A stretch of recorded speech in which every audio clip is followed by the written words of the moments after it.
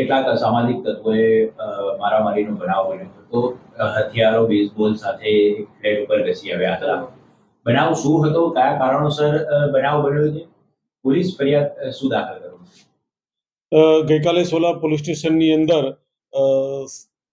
એક ઘટના બનવા પામેલ છે, જેમાં શિવમ આર્કેડ સોસાયટી છે.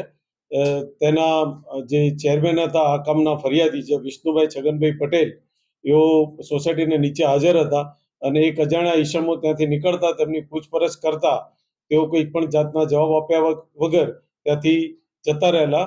એટલે આ કામના ફરિયાદીને ડાઉટ પડતા વિશેષ પૂછપરછ કરતા આ જે માણસો ત્યાંથી જતા રહેલા એકદમ ટોળાને ભેગું કરી અને સોસાયટીના ગેટ ઉપર આવી અને એકદમ હલ્લો મચાયેલો, હથિયારો સાથે, બેઝબોલ તલવાર ને સાથે.